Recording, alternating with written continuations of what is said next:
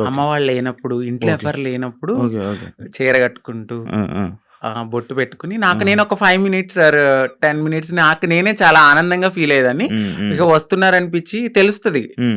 అమ్మ వాళ్ళు ఎప్పుడైనా బయటికెళ్ళి వస్తున్నారో ఓ టైం అయింది కదా అని తీసేసి మళ్ళీ అబ్బాయి బట్టలేసుకునేదాన్ని. హ్మ్. హ్మ్. హ్మ్. ఇట్లా నాకు అనిపించి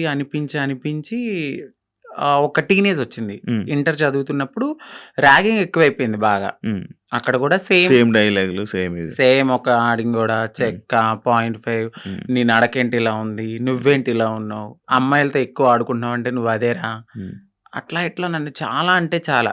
హ్మ్. ఇక ఏడవడానికి గూడా నాకు కన్నీళ్ళు సరిపోయేవి గాదు. హ్మ్. హ్మ్. ఇక ఇదే నాకు లైఫ్‌లో ఒక టర్న్ వచ్చిందేంటంటే, నేను డాన్స్ బా చేసేదాన్ని. హ్మ్. హ్మ్. ఎప్పుడు పెట్టినా అమ్మాయి సాంగ్సే. హ్మ్. Item songs. ఆ! ఆ! అట్లా నాకు పేరు బా పెట్టారు. అప్పుడు 'చిట్టి ఆయరే' సాంగ్ అనొస్తే, ఆ! సో నన్నప్పుడు చిట్టి చిట్టి అని పిలిచేవారు. చిట్టి కాస్త చిట్టి నాయుడు అయిపోయిందప్పుడు.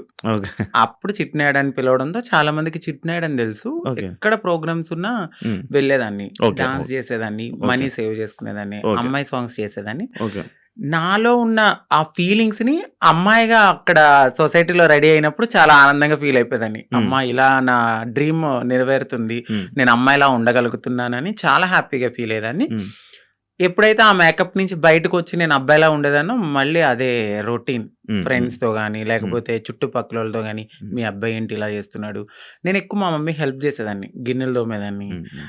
ఇల్లు తుడిచేదాన్ని. హ్మ్. అట్లా చేసేదాన్ని. మా అమ్మగారు వద్దనేవారు. హ్మ్. చుట్టుపక్కలోళ్ళు నన్ను చూసి నవ్వేవాళ్ళు. హ్మ్. హ్మ్. కానీ మా అమ్మగారికెప్పుడు ప్రతి తల్లికి తన కొడుకు రాజే. అవును. అవును. ఎలా ఉన్నా గూడా. అవును. సో, నన్ను గూడా అట్లానే అనుకున్నారు. హ్మ్. ఒక 18, 19 ఇగ వచ్చేసినియి. మారిపోవాలని నేను ఫిక్స్ అయిపోయాను. ఫిక్స్ అయిపోయారు. ఎందుకంటే చుట్టుపక్కలోళ్ళు అన్న మాటలు అది